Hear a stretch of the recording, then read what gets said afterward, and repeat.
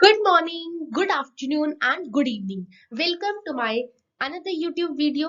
आज हम biology class 11 का चैप्टर नंबर 9 पढ़ेंगे दैट इज बायोमोलिक्यूल्स। इससे पहले भी मैं चैप्टर नंबर 9 पे कुछ वीडियोस ऑलरेडी अपलोड कर चुकी हूँ, तो जिन बच्चे ने मेरे प्रीवियस वीडियोस नहीं देखे वो प्लीज जल्दी से जाकर मेरे प्रीवियस वीडियोस देख सकते हैं। और आज हम पढ़ेंगे फैक्टर्स अफेक्टिंग एंजाइम एक्टिविटी, यानी कि कौन कौन सी ऐसी चीजें हैं, फैक्टर्स है जो एंजाइम की एक्टिविटी को इफेक्ट करती है। लास्ट वीडियो में हमने डिस्कस किया था कि एंजाइम्स की एक्टिविटी कैसे होती है, नेचर क्या होता है, एंजाइम किस तरह से परफॉर्म करता है, एंड दो तरह के प्रोसेसेस भी पढ़े थे, that is physical process and chemical process. I hope आप सभी को वो चीज याद होगी और इसी के साथ आज हम आगे बढ़ेंगे। जिन बच्चों के पास एनसीईआरटी बुक अभी अवेलेबल है वो उसे ओपन कर सकते हैं फॉर द इजीनेस। और शुरुआत करते हैं फैक्टर्स अफेक्टिंग एंजाइम एक्टिविटी। कौन कौन से ऐसे फैक्टर्स है जो एंजाइम की एक्टिविटी को अफेक्ट कर सकते हैं? वो हो सकता है अगर थोड़ा सा भी हम कंडीशन में चेंज ले आए। The activity of an enzyme can be affected by change in the condition. जो क्या कर सकते हैं, उसकी टर्शरी स्ट्रक्चर को प्रोटीन के चेंज कर दे। फॉर एग्जाम्पल, अगर आपको याद हो तो हमने एंजाइम की एक्टिविटी या उसके एक्टिवनेस को कैसे डिफाइन किया था, एक टर्शरी सा स्ट्रक्चर बना के। एंड टर्शरी स्ट्रक्चर के अंदर मैंने मेंशन किया था कि कौन सी साइट एक्टिव हो सकती है। तो यहाँ पर मान लीजिए कि आपके सामने टर्शरी स्ट्रक्चर ऑफ प्रोटीन बना हुआ है, because enzymes are protein, enzymes are part of protein. So यहाँ पर जो ग्रीन रंग का पार्ट आपको मेंशन किया गया है that is the active site, जिसे कहते हैं एंजाइम की एक्टिव साइट, जो जाकर एक सबस्ट्रेट के साथ जुड़ जाएगी। तो इसके फैक्टर्स, ये कौन कौन से फैक्टर्स है जो इसकी एक्टिविटी को इफेक्ट करते हैं? वो है टेम्परेचर, पीएच एंड सबस्ट्रेट की कंसंट्रेशन में चेंज आने से एक्टिविटी जो होती है एंजाइम की उसको काफी फर्क पड़ता है।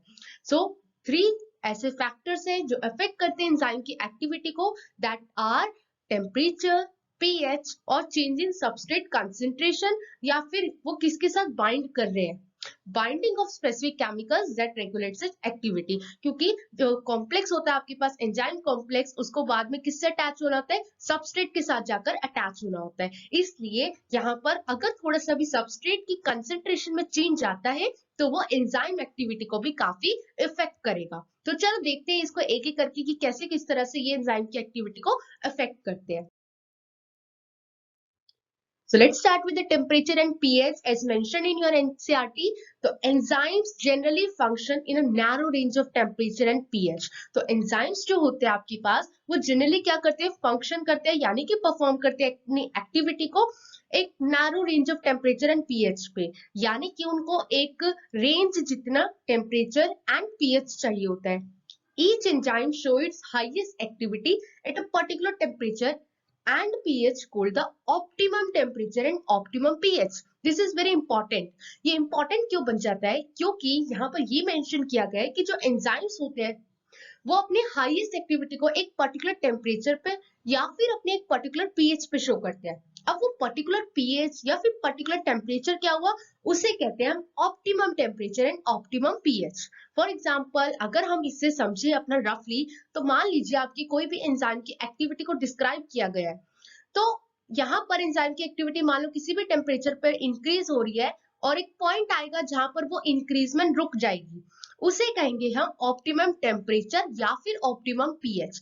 उसके बाद एंजाइम की एक्टिविटी धीरे धीरे करके डिक्रीज हो सकती है, या फिर ऐसा भी हो सकता है आपके पास कि आपके पास पहले एंजाइम की एक्टिविटी डिक्रीज हो रही हो और फिर उसके बाद इंक्रीज हो जाए। तो दोनों ही कंडीशन हो सकती है जिसमें आपको optimum temperature and optimum pressure pH दिखाई देगा।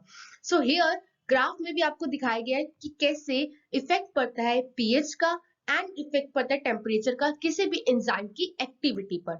Activity declines both below and above the optimum value. Activity जो होती है एक ऑप्टिमम वैल्यू जो आपको यहाँ पर मेंशन की गई है उससे डिक्लाइन हो जाती है। डिक्लाइन का मतलब कम हो जाती है। Low temperature preserves the enzyme in a temporarily inactive state, whereas high temperature जो होता है वो डिस्ट्रॉय कर देता है एंजाइमेटिक एक्टिविटी को। अगर टेम्परेचर लो है आपके पास, टेम्परेचर कम है, तो एंजाइम के जितने भी इनएक्टिव स्टेट्स है उनको प्रिजर्व करके रखेगा, उनको बचा कर रखेगा। लेकिन अगर आपके पास हाई टेम्परेचर हो जाता है तो वो एंजाइम की एक्टिविटी को नष्ट कर देता है, यानी कि डिस्ट्रॉय कर देता है। बिकॉज प्रोटीन्स जो होते हैं वो डीनेचर्ड होते हैं हीट से। हीट में आते ही जो प्रोटीन्स होते हैं वो डिस्ट्रॉय हो जाते हैं। एंजाइम्स भी प्रोटीन से बने होते हैं, इसलिए यहाँ पर प्रोटीन वर्ड यूज किया गया है। तो ज्यादा टेम्परेचर होगा तो एंजाइमेटिक एक्टिविटी डिस्ट्रॉय हो सकती है, और लो टेम्परेचर होगा तो वो जो एंजाइम की एक्टिविटी हो रही होगी उसको वो प्रिजर्व करके रख लेगा। तो दोनों ही वर्ड के अपने आप में बहुत इंपॉर्टेंट है स्टूडेंट्स। फॉर एग्जाम्पल चलो ग्राफ में देखते हैं सबसे पहले टेम्परेचर का। ओके, तो टेम्परेचर के ग्राफ में क्या है, आपके पास एक्स एक्सिस में रिप्रेजेंट किया गया temperature in degree Celsius, and Y axis में आपको वेलोसिटी रिप्रेजेंट की गई है। वेलोसिटी क्यों रिप्रेजेंट की गई है स्टूडेंट्स? वेलोसिटी इसलिए रिप्रेजेंट की गई है क्योंकि एंजाइम की जो भी एक्टिविटी होगी वो रेट से डिटरमाइन हो रही है, राइट? तो रेट से जब डिटरमाइन होती है और डायरेक्शन भी पता लगता है कि एंजाइम किस डायरेक्शन में वर्क कर रहा है, जैसे कि हमने लास्ट वीडियो में डिस्कस किया था, तो उसे कहते हैं हम वेलोसिटी। ये तो आपने पढ़ा होगा फिजिक्स में। तो इसलिए आपको y एक्सिस में वेलोसिटी रिप्रेजेंट किया गया एंड x एक्सिस में आपको टेम्परेचर रिप्रेजेंट किया गया। तो आप देख सकते हैं कि किस तरह से जैसे जैसे टेम्परेचर आपका बढ़ रहा है 10, 20, 30, 40, 50 एंड 60, यहाँ तक आते आते आपकी जो एंजाइमेटिक एक्टिविटी है वो इंक्रीज हो रही है as per according to the time, क्योंकि यहाँ पर वेलोसिटी मेंशन की गई है y एक्सिस पे। लेकिन एक ऐसा टेम्परेचर आएगा जहां पर अपनी एंजाइमेटिक एक्टिविटी एकदम हाईएस्ट पॉइंट पे होगी। उसके बाद आपकी जो एंजाइम की एक्टिविटी होगी, क्योंकि टेम्परेचर बढ़ रहा है, इस बात पे बहुत फोकस करना स्टूडेंट्स, क्योंकि आपका टेम्परेचर बढ़ रहा है तो यहाँ पर साफ साफ लिखा है कि हाई टेम्परेचर पे एंजाइमेटिक एक्टिविटी जो होती है वो डिस्ट्रॉय होना शुरू हो जाती है। और ये भी रीजन बताया गया है कि डिस्ट्रॉय क्यों होती है, क्योंकि प्रोटीन का नेचर ऐसा है कि वो हीट में आके, ज्यादा हीट में आके डिस्ट्रॉय होना शुरू हो जाते हैं। इसलिए जैसे आपका 70 degree 80 degree Celsius temperature increase हुआ, हीट बढ़ेगी ऑब्वियसली, तो उससे एंजाइमेटिक एक्टिविटी धीरे धीरे करके डिस्ट्रॉय होनी शुरू हो जाएगी। पहले डिक्रीज होगी देन डिस्ट्रॉय हो जाएगी। तो आई होप आपको इफेक्ट क्या होता है टेम्परेचर का एक एंजाइमेटिक एक्टिविटी पे वो क्लियर हुआ होगा। इसी तरह से अब हम पीएच की तरफ देखते हैं। You all know as a biology student, आपको पता होगा कि पीएच होता क्या है। पीएच क्या होता है वो प्लीज जल्दी से कमेंट करके जरूर बताएं, ताकि मुझे पता लग जाए कि कितने बच्चों को पता है पीएच होता क्या है। एंड जिन स्टूडेंट्स को नहीं पता पीएच होता क्या है वो भी कमेंट जरूर करें, ताकि मैं अपनी एक शॉर्ट वीडियो ला सकूं आपको ये समझाने के लिए कि पीएच होता क्या है। एज अ बायोलॉजी स्टूडेंट्स आप सभी को ये पता होना चाहिए। तो इफेक्ट क्या होता है पीएच का किसी भी एंजाइमेटिक एक्टिविटी पे, वो देख लेते हैं। तो एज टोल्ड यू कि एक ऑप्टिमम टेम्परेचर होता है तो एक ऑप्टिमम पीएच भी होती है, तो जिसमें अपनी एंजाइमेटिक एक्टिविटी परफॉर्म करते हैं। तो यहाँ पर सेम पीएच के अकॉर्डिंग जैसे जैसे पीएच बढ़ रहा है वो इंक्रीज होती जा रही है एंजाइमेटिक एक्टिविटी। फिर एक पॉइंट आता है जहां पर एंजाइम्स अपनी हाईएस्ट एक्टिविटी को शो करते हैं, तो वो कहलाता है ऑप्टिमम पीएच। फिर डिक्लाइन होते लगता है धीरे धीरे करके एंड फिर डिक्रीज हो जाता है। सो लाइक दिस आप एग्जाम में फॉर बेटर रिप्रेजेंटेशन के लिए आप इस तरह से ग्राफ बना के भी बहुत अच्छे से एक्सप्लेन कर सकते हैं कि how the temperature and pH affects enzymatic activities. I hope आपको समझ आ गया होगा। अब हम आगे बढ़ते हैं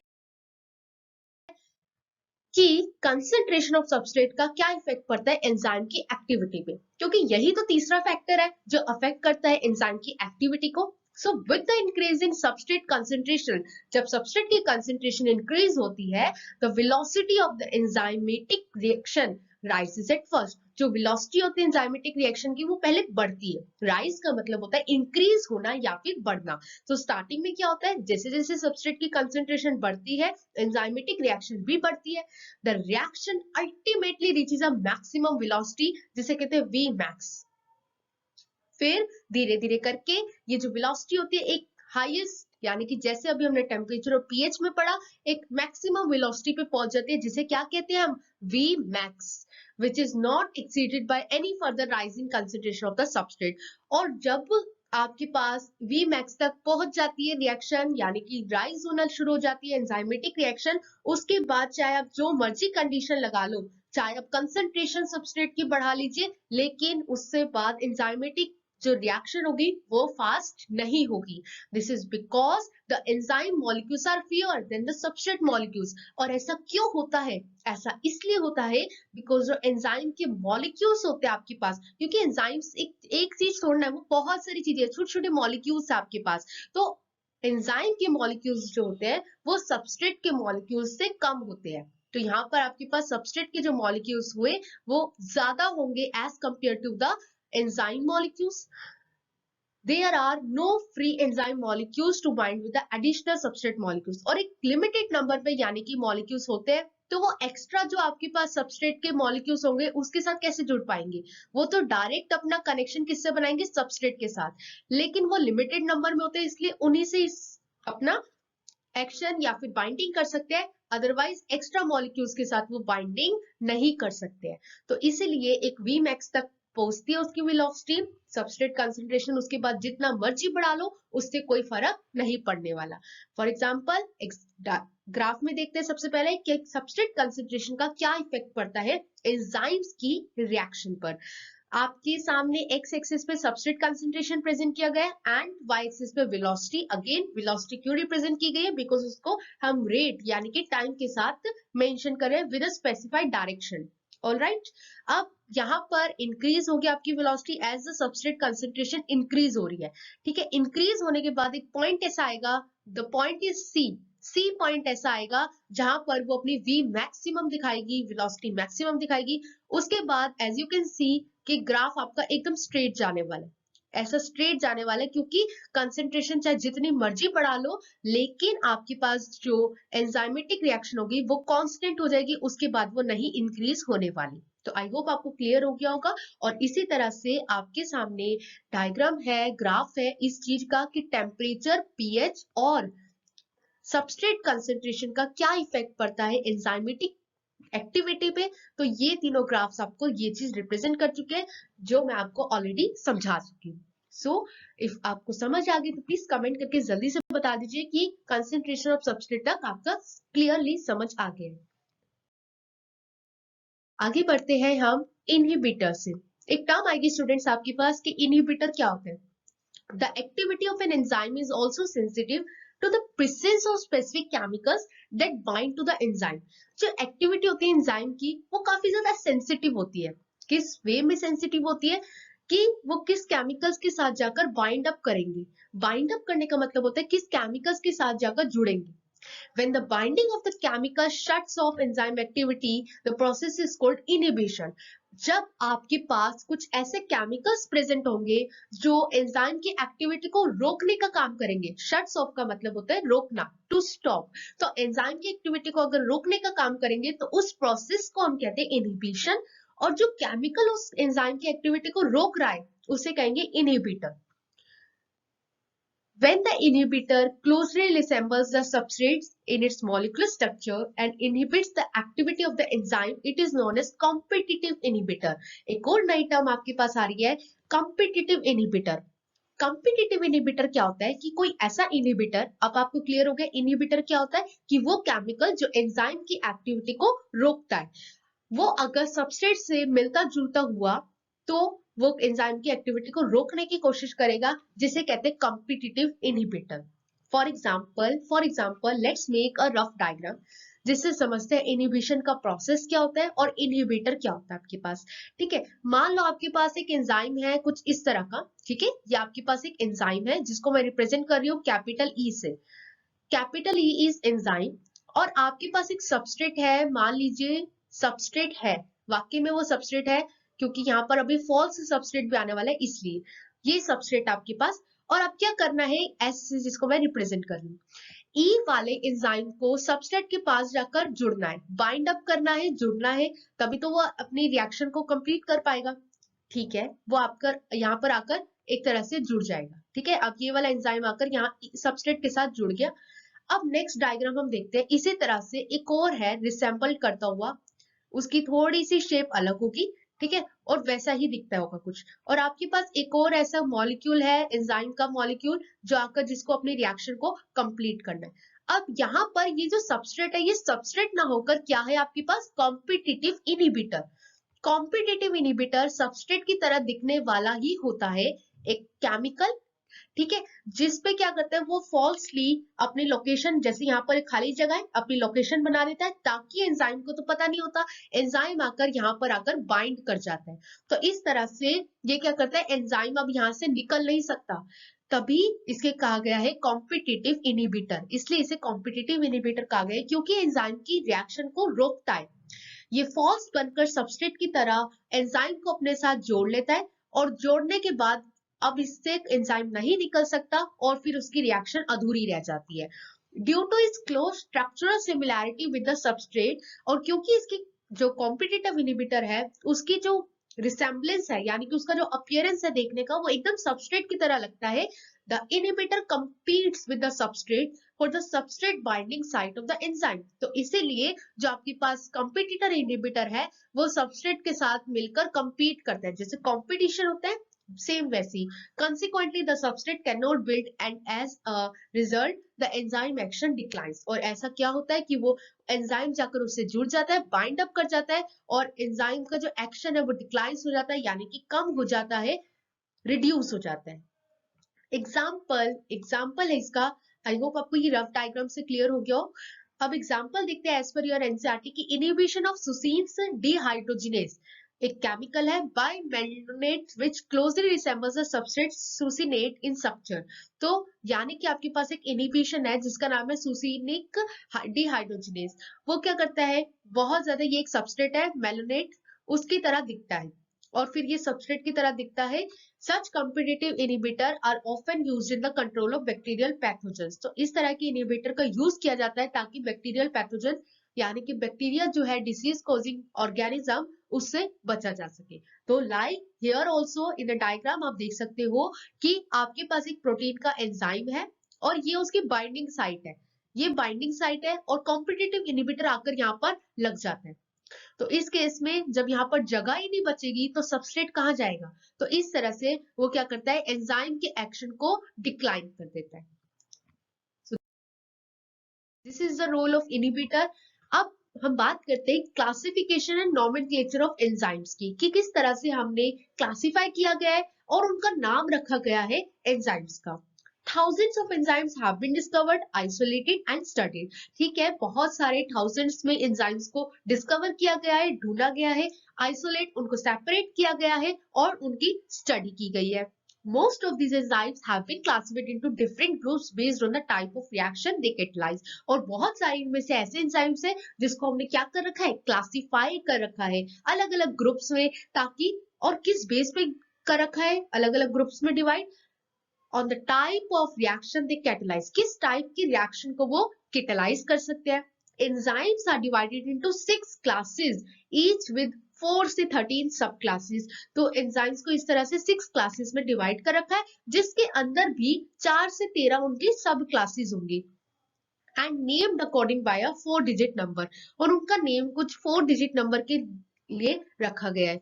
फॉर एग्जाम्पल आपके साथ में एक पिक्चर दिख रही होगी, that is of enzymes. Enzymes को 6 पार्ट्स में डिवाइड कर रखा है, 6 क्लासेस में डिवाइड कर रखा है एज मेंशन्ड हियर। तो सबसे पहली क्लास है ऑक्सीडो रिडक्टेज, आपने नाम सुना होगा oxidoreductase, transferase, hydrolases, lyases, isomerases and ligases. तो ये 6 ग्रुप्स है, 6 क्लासेस है एंजाइम्स की, जिसको अभी तक हमने क्लासिफाई किया है एंड उनका नॉमेनक्लेचर किया है according to a 4 digit number. सबसे पहले हमारा जो डिवीजन आती है वो ये आती है ऑक्सीडोरेक्टेज या dehydrogenase, enzymes which catalyzes oxidoreduction between two substrate S and S dash. यानी कि वो एंजाइम्स इस कैटेगरी के अंदर आते हैं जो क्या करते हैं, एक ही साथ ऑक्सीड और रिडक्शन की रिएक्शन कंप्लीट करते हैं। फॉर एग्जाम्पल आपके पास एक दिखाया गया एस, जो दो चीजें आपके पास, दो सबस्ट्रेट है, एक एस है और एक एस डैश है, ठीक है। एक सबस्ट्रेट जो है एस जो है एक टाइम पे रिड्यूस होगा तो दूसरे वाला ऑक्सीडाइज होगा, और वो किस तरह से चेंज होंगे, जो रिड्यूस हुआ है वो नेक्स्ट में प्रोडक्ट वाली साइड में ऑक्सीडाइज हो जाएगा, और जो ऑक्सीडाइज हुआ है वो एस डैश रिड्यूस हो जाएगा। तो इस तरह की ऑक्सीडो रिडक्शन रिएक्शन में जो भी एंजाइम इन्वॉल्व होते हैं जो इस तरह की रिएक्शन कराते हैं, उसे रखा गया है ऑक्सीडो रिडक्टेज या डिहाइड्रोजिनेस वाली क्लास के अंदर। तो ये थी हमारी पहली क्लास। तो आई होप आपको क्लियर हो गया। अब चलते हैं सेकेंड क्लास की तरफ, that is transferases. Enzymes catalyzes the transfer of group, नाम से क्लियर हो रहा है ट्रांसफरेसिस, यानी कि कहीं पर तो ट्रांसफर वाली चीज आएगी, तो यहाँ पर ट्रांसफर होता है ग्रुप्स का other than hydrogen between a pair of substrate S and S dash। यहां पर भी आपके पास दो सबस्ट्रेट है, एक है S और एक है S dash, लेकिन जो G है आपके पास वो हाइड्रोजन को छोड़ के कुछ भी हो सकता है, कोई भी एलिमेंट हो सकता है। तो यहाँ पर इस तरह की रिएक्शन करने वाले एंजाइम्स को ट्रांसफरेसिस वाले क्लास में डाल रखा है, क्योंकि ट्रांसफर का काम कर रहे हैं। यहाँ पर आप देखोगे कि S जो है एक सबस्ट्रेट है, S dash एक सबस्ट्रेट है और G एक एलिमेंट है जो हाइड्रोजन के अलावा कोई भी हो सकता है। तो यहाँ पर आपके पास S के साथ G जुड़ा हुआ है पहले और S डैश अलग से है, ठीक है। लेकिन जैसे ये एंजाइम्स यहाँ पर डाले जाएंगे और रिएक्शन की जाएगी, तो आपके पास आप देखोगे कि दोनों सबस्ट्रेट जो है S और S डैश वो आपस में आके जुड़ जाएंगे और हाइड्रोजन के अलावा जो भी एलिमेंट वहां पे प्रेजेंट होगा रिएक्शन में उसको सेपरेट कर देंगे। तो इस तरह की रिएक्शन करने वाले एंजाइम्स को हमने डाला है ट्रांसफरेसिस में। नेक्स्ट जो आता है आपके पास हाइड्रोलिसिस। हाइड्रोलिसिस में क्या होता है कि enzymes catalysing hydrolysis of ester, ether, peptide, glycosidic, C halide और पीएन बॉन्ड्स। तो वो सारे एंजाइम्स जो क्या करते हैं हाइड्रोलाइसिस। हाइड्रोलाइसिस का मतलब क्या होता है removal of water, right. Hydrolysis का मतलब क्या होता है जहां पर वाटर की इंपॉर्टेंट वाटर का नाम आए और वाटर की रिमूवल हो।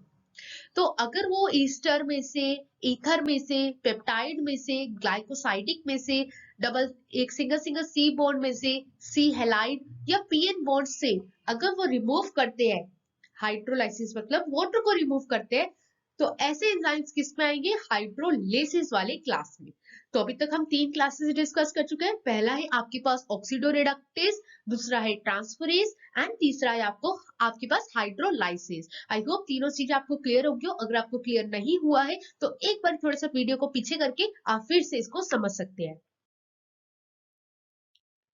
नेक्स्ट लाइसिस, जो चौथी कैटेगरी आती है that is of lysis, enzymes that catalyse removal of groups from substrates by mechanisms other than hydrolyzing leaving double bonds। यानी कि वो एंजाइम्स जो ग्रुप्स को रिमूव करते हैं, ग्रुप्स को हटाते हैं सबस्ट्रेट में से और क्या करते हैं अदर देन हाइड्रोलाइसिस। हाइड्रोलाइसिस का मतलब अभी हमने समझा कि वाटर को हटाए बिना कोई भी डबल बॉन्ड छोड़ देते हैं, तो उन्हें कहते हैं हम लाइसिस, यानी कि उन एंजाइम्स को हम लाइसिस वाली क्लास में रखते हैं। फॉर एग्जांपल आपके सामने एग्जांपल है, सी बॉन्ड है आपके पास, एक्स और वाई के साथ अटैच्ड है, ठीक है। यहाँ पर वाटर तो कहीं पे इन्वॉल्व नहीं होगा।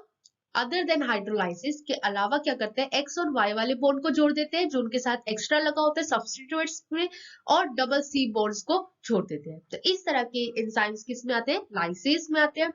नेक्स्ट हम बात करते हैं आइसोमरेसिस में, includes all enzymes catalysing interconversion of optical, geometric और पोजिशनल आइसोमर्स। तो आइसोमर्स के बारे में तो आपने सुना ही होगा, 10th क्लास में आइसोमर्स पढ़े थे, जिनका क्या होता है स्ट्रक्चर्स अलग होते हैं बट फंक्शनल ग्रुप सेम होता है, right. Am I right? Please comment करके जरूर बताइएगा। एंड आइसोमर्स के बारे में क्या क्या जानते हो वो प्लीज कमेंट करके जरूर बताइएगा। तो इंक्लूड्स करते हैं वो सारे एंजाइम्स को जो क्या करते हैं ऑप्टिकल, ज्योमेट्रिक या पोजिशनल आइसोमर्स के अंदर जो जितनी भी कन्वर्जन्स होती है ना उसको करने वाले रिएक्शन को, सारे एंजाइम्स को हम किस में डालते हैं आइसोमरेसिस में। एंड द लास्ट वन जो 6th क्लास से आपके पास एंजाइम्स की, वो है ligases, enzymes catalyzing the linking together of two compounds. जब एंजाइम आपस में दो कंपाउंड्स की लिंकिंग कर देते हैं, ठीक है, जैसे कि आपके पास CO कार्बन ऑक्सीजन का बॉन्ड जुड़ गया, कार्बन सल्फर का बॉन्ड जुड़ गया, कार्बन नाइट्रोजन का बॉन्ड जुड़ गया, फास्फोरस ऑक्सीजन का बॉन्ड जुड़ गया।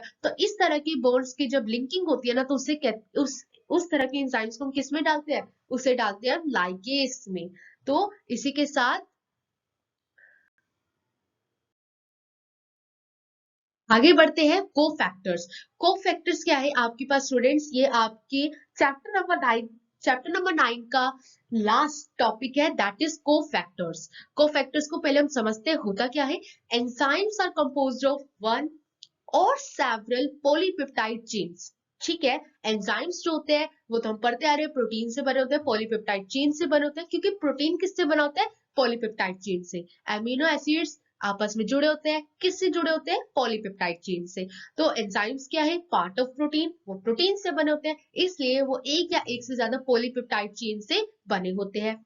However, there are a number of cases in which non-protein constituents called cofactors are bound to the enzyme to make the enzyme catalytically active.